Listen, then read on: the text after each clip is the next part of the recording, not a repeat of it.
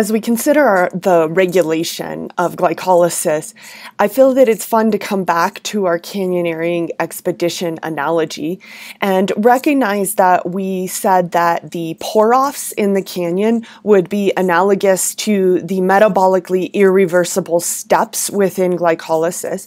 So if we were journeying through the canyon and we were looking for these metabolically irreversible steps, so to speak, or pour-offs, we would get out our map ahead of time and we would look and say, hey, it looks as though there might be, if we come down this canyon, it looks as though we might hit a pour-off here and we might then hit a second pour-off here. We might expect the second pour-off to be larger because we would expect that we are traveling through more layers of the canyon and maybe heading to that second layer. I know that it happens to be deeper in Utah, so that's a little bit of experience coming to play. And we might say, hey, these are points of regulation, right? These are the points where we're going to have to repel.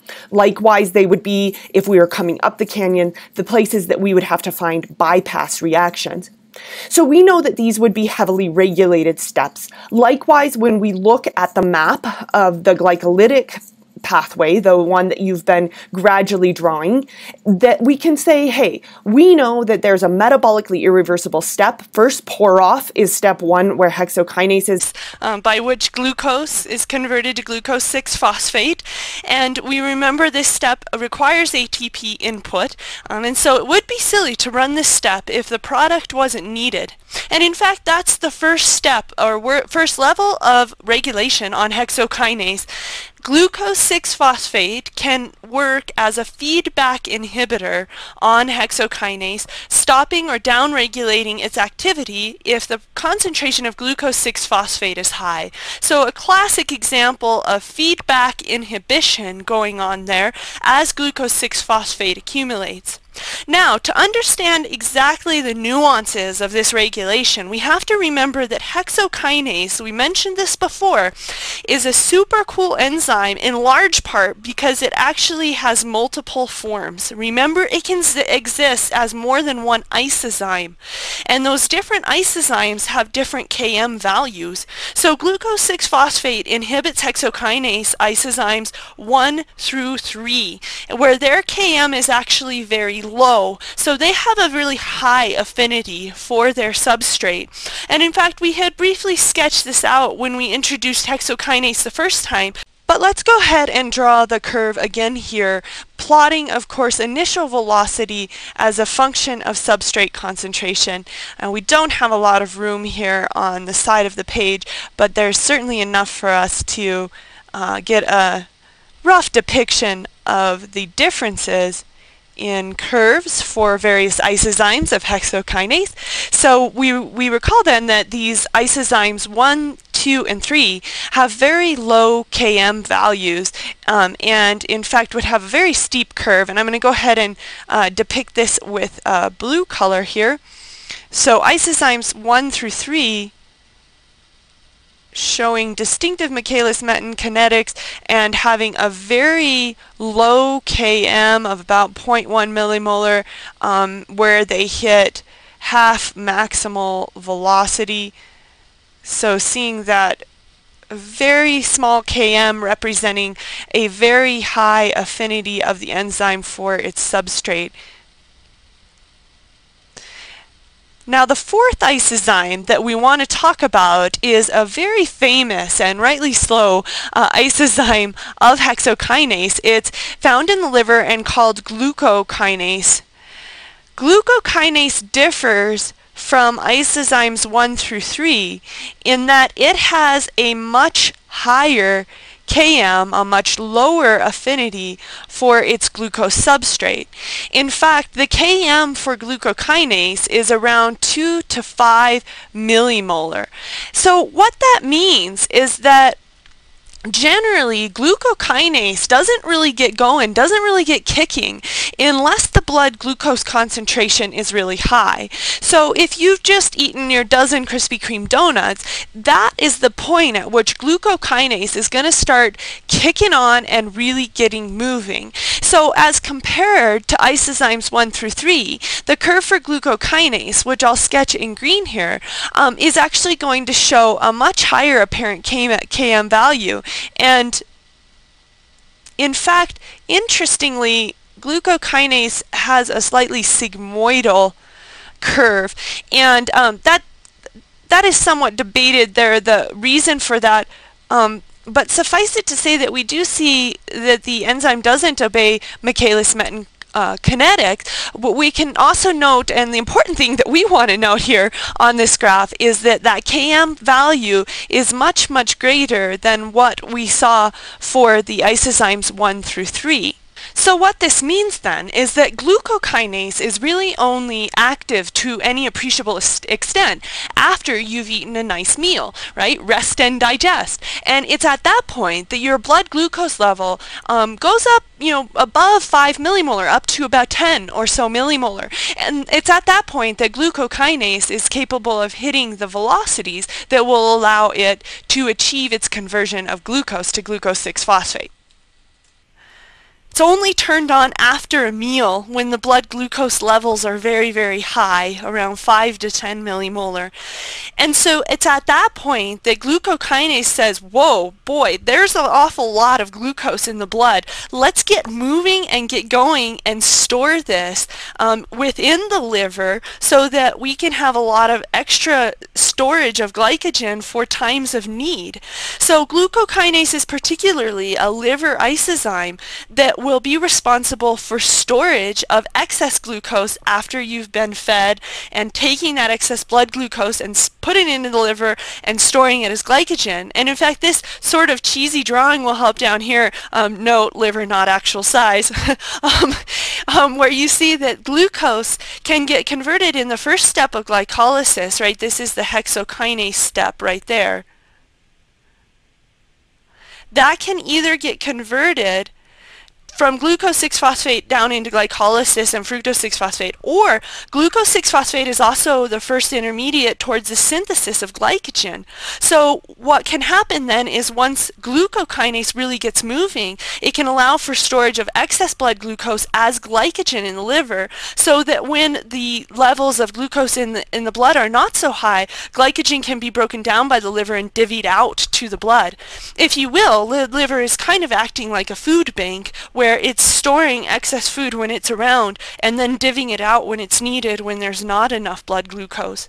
So we'll go ahead and finish writing this down then. It's turned on after a meal when blood glucose is high. This is when it's important for the liver to be able to store excess glucose as glycogen.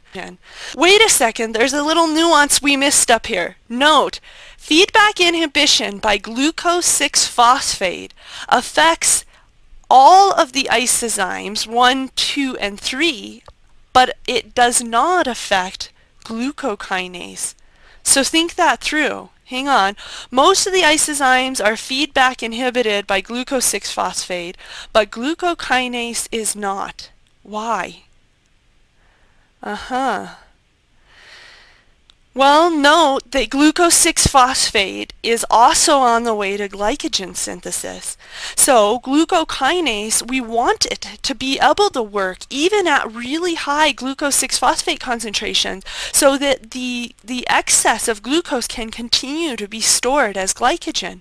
So even when things are high in concentration, even when there's a lot of glucose 6-phosphate, the cell wants to be able to continue to store glucose as glycogen under conditions where glucokinase is on, meaning that there's a lot of plenty to be stored. So glucokinase keeps on going even when the glucose levels are high. So glucokinase is not inhibited by glucose 6-phosphate so that the liver can convert glucose 6-phosphate into glycogen.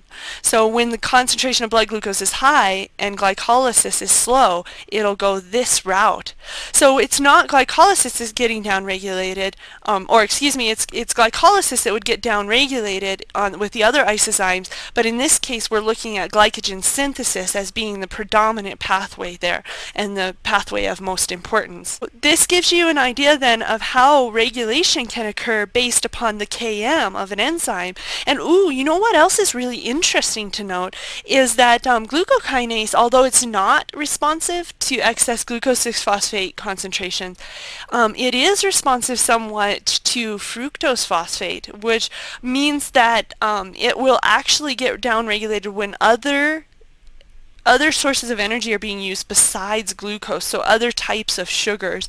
So that may increase its Km even out to something like 10 so that it doesn't work, because it recognizes that energy is coming from other sources. Second pour off PFK1, and in fact PFK1 is the most heavily regulated step within glycolysis. So PFK1 is a large oligomeric enzyme, so we recognize it as being very likely to be subject to regulation. Remember that it will likely have the sigmoidal binding curve and be subject to a lot of inhibitory or activation effects. So now let's think our way through what some of those might be. Now we can do this pretty readily because we know that one of the major products of glycolysis is ATP. So we can reasonably expect that ATP as a product of this entire pathway may be very likely to feedback inhibit PFK1 to serve as a feedback inhibitor of that enzyme, negatively regulating it. Say, whoa, we've got enough ATP, no need to make any more. ATP is a feedback inhibitor. It does so by actually increasing the Km, which we would recognize as decreasing the affinity of the enzyme for its substrate. But hey, remember how we mentioned that whole nucleoside pool thing and the fact that ATP was always kept at relatively large concentrations compared to AMP and ADP, making AMP and ADP even better regulators. So we might, in fact, by reciprocal relationship, expect that ADP and AMP would be feed-forward activators of PFK1. We know that that would be the case because they would give the signal of low ATP. If their concentrations were high, they would be essentially saying, hey, make more ATP. So we could expect that AMP and ADP would be activators. So looking back at our map of glycolysis and recognizing that we might expect ADP and AMP to upregulate PFK.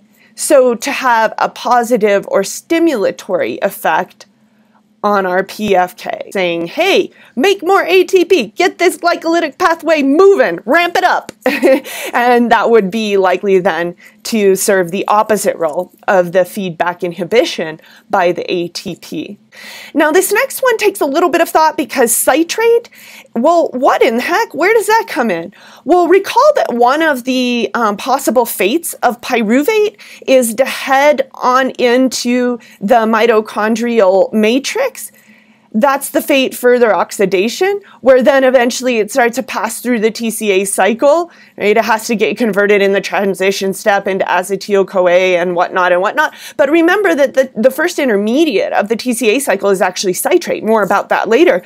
But hey, this is actually like a way on down the road feedback inhibitor. So in fact, citrate, first intermediate in the TCA cycle, can actually serve to feedback inhibit PFK1. So this is like the long range feedback inhibitor way on down that assembly line, so to speak.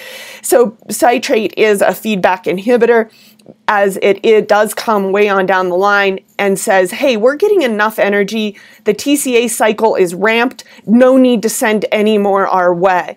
Now, you might be thinking that through. Maybe that means that the TCA cycle is getting acetyl-CoA from some other source besides glycolysis.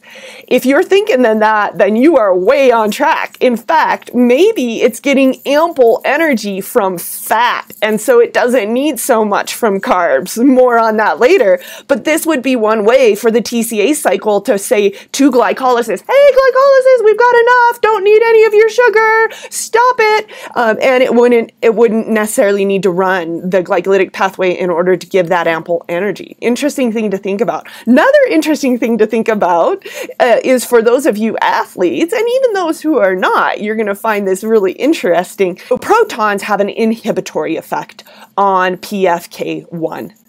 So perhaps you're thinking, so far so good. You're understanding some of the rationale behind the inhibition of PFK1 or the activation of PFK1. However, there is another.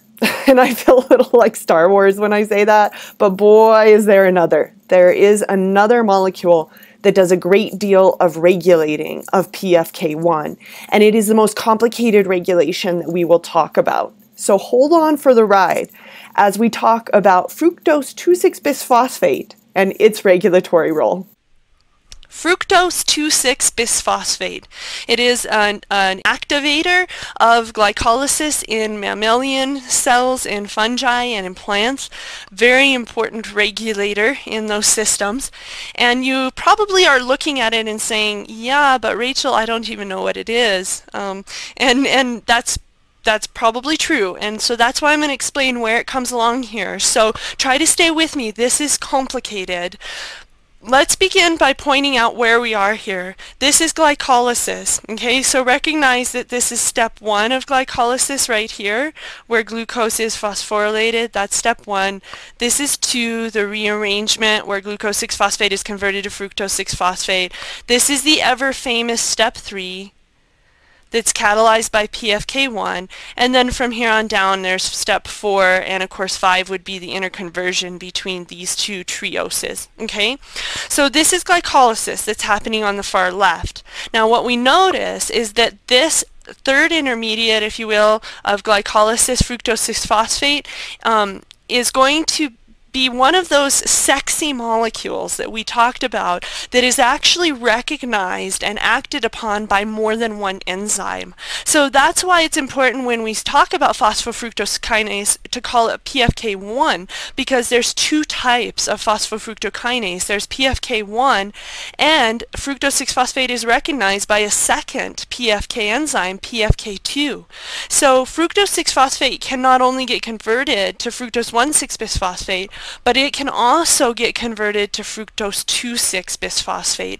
So there's an alternative, if you will, pathway that can occur, or an alternative branch that can occur for fructose 6-phosphate, converting it into a different product besides fructose 1,6-bisphosphate. So PFK2 is a kinase, as we recognize. It does transfer a phosphoryl group from ATP to make doubly phosphorylated fructose molecule, and this is the regulator. Okay, so fructose 2,6-bisphosphate is the feed-forward activator of PFK1. Weird. Think about this. The product of the reaction catalyzed by PFK2 is the feed-forward activator of PFK1. Wrap your mind around that one. Now hang on. PFK2 allows for more regulation to be enacted here. Remember how we talked about how sometimes these enzymes can be regulated in multiple ways, and they are indeed here stimulated by inorganic phosphate and inhibited by citrate. So inorganic phosphate, right, think about that. Let's think this through. Inorganic phosphate would be high when ATP is low. So inorganic phosphate would say, whoa, we need more ATP, so it would encourage the formation of fructose 2,6-bisphosphate, which would then feed forward, activate PFK1, which would then upregulate glycolysis, which would lead to more ATP, right? Okay, now citrate. Citrate says, whoa, hold on, feedback inhibits, right? It says slow down glycolysis, so it's going to inhibit PFK2, lowering the concentration of fructose 2,6-bisphosphate, slowing the upregulation or feed-forward activation of PFK2, slowing glycolysis, and lowering the amount of ATP produced. Okay, that makes sense, doesn't it, once you think through everything. Now, fructose 2,6-bisphosphate can be further acted on by another portion, another activity of the same enzyme, the phosphatase activity. So PFK2 is a multifaceted enzyme. It has more than one activity. It's got a kinase activity and it's got a phosphatase activity. So the phosphatase activity can act on fructose 2,6-bisphosphate to cleave off the phosphoryl group and convert it back to fructose 6-phosphate. Okay, that would be under conditions where this upregulation was no longer needed. Okay, now it makes sense that fructose 6-phosphate itself will actually inhibit the bisphosphatase activity of PFK2. Now let's think that through. If there's a lot of fructose 6-phosphate, then it would be desirable to feed forward activate PFK1. So it would be then desirable to downregulate the bisphosphatase, which cleaves the phosphoryl group off of fructose 2,6-bisphosphate, because lots of fructose 6-phosphate indicates, hey, we need to upregulate and feed forward activate this pathway because this is accumulating. So elaborate feed forward activation going on there. Wow, this is one of the most difficult concepts that we will cover. So it's important to go back to this one and make sure you understand it. Make sure you understand what conditions would lead to an increase in fructose 2,6-bisphosphate and what an increase in fructose 2,6-bisphosphate would cause in the glycolytic pathway, right? It's always a feed-forward activator of that pathway. Now before we leave this screen, I just want to explain a little bit about what we're going to write down on the next screen, because not only do we see this sort of local regulation of feedback inhibition and feed-forward activation, there's also a lot of global regulation that's going on within metabolism as well. So, for example, when you think about the hormone glucagon, remember glucagon signals hungry. So glucagon is going to primarily target the liver, and it's going to say to the liver, whoa, we need some glucose to the vital tissues right now. We need glucose to be released from the liver and to be given to things like the brain in order to fuel function. And so at that point, glucagon is going to signal a major downregulation of glycolysis within the liver, saying, hey, whoa, stop using the sugar here, start synthesizing sugar, reverse your engine, start making sugar, stop using it in glycolysis. So glucagon is going to be a downregulator of glycolysis. Let's talk about how it does that. Glucagon actually is going to target specifically PFK2. Glucagon signals the adenylyl cyclase signaling cascade that we talked about before, and in that signaling cascade, one of the targets for phosphorylation is actually this enzyme PFK2. And so when glucagon is high, PFK2 actually will get phosphorylated, and that will decrease the activity of PFK2 kinase, so it will downregulate that PFK2 kinase, and it will actually upregulate the phosphatase. So what that means is that that will lower the concentration of fructose 2,6-bisphosphate, which will slow the upregulation on PFK1, which will ultimately slow glycolysis. So that's a good thing, right? It slows glycolysis, saying we need the sugar elsewhere, stop using it here. So this is an important function of glucagon. So on a more global level, the way that it's signaling the liver in its entirety, saying, you know, save sugar for the rest of the important organs.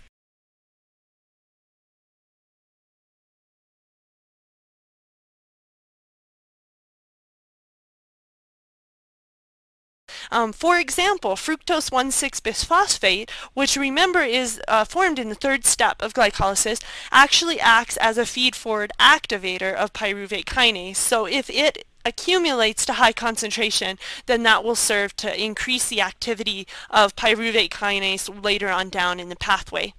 ATP, likewise, we recognize it as a product again, so a feedback inhibitor. The predominant isozyme of pyruvate kinase, as we mentioned before, is covalently modified via phosphorylation.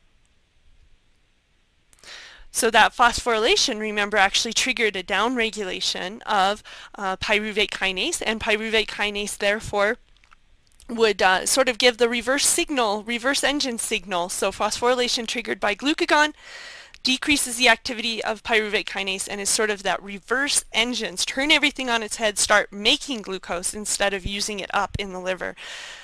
Very cool regulation at all three of these metabolically irreversible steps, steps 1, 3, and 10. So as we've talked about glycolysis, we've focused mainly in on glucose and the metabolism of glucose. However, we have noted at times that there are other sugars that can enter into the pathways, such as galactose, mannose, and fructose, and can be degraded for energy as well. However, there is a kind of interesting and fun side note that I want to talk about. This is something that I like to term the HFCS problem. HFCS stands for high fructose corn syrup, and rarely can you find anything in the grocery store, if you look hard, that doesn't contain some derivative of corn syrup in some form, most of them high fructose corn syrup. Fructose, where does it enter? Well, let's look at all of these. We've got a few sugars. Notice galactose, when it enters into catabolism, converted first to galactose 1-phosphate, then to glucose 1-phosphate, which is then converted to glucose 6-phosphate. So the same first, so if you will, enters in at the first intermediate that would be formed from glucose, so enters in at that point. Mannose converted to mannose 6-phosphate, which is then converted to fructose 6-phosphate, which is just the next intermediate down. However, when fructose enters into catabolism, it can be converted first to fructose 1-phosphate, which can then be cleaved down immediately to dihydroxyacetone phosphate and glyceraldehyde, which can be phosphorylated to give glyceraldehyde 3-phosphate. Notice, recognize these as occurring way further down in the pathway. In fact, after step 4, where the cleavage has occurred. So what we see is that when fructose enters into catabolism, it bypasses that important step number 3 that's catalyzed by our favorite enzyme PFK. And so this can cause a problem, you betcha, because notice that the regulation, most of the regulation of glycolysis is enacted right there at step number 3. So fructose enters in and bypasses that regulation, which means that you get an accumulation of the product of glycolysis, pyruvate, which then you may get an accumulation of the next step in the transition step of acetyl-CoA. And acetyl-CoA, remember, is the precursor to the synthesis of fats and cholesterol. So there may be an increase then in synthesis of fats and cholesterol, which can lead to a condition called a fatty liver. Check it out. Amazing stuff.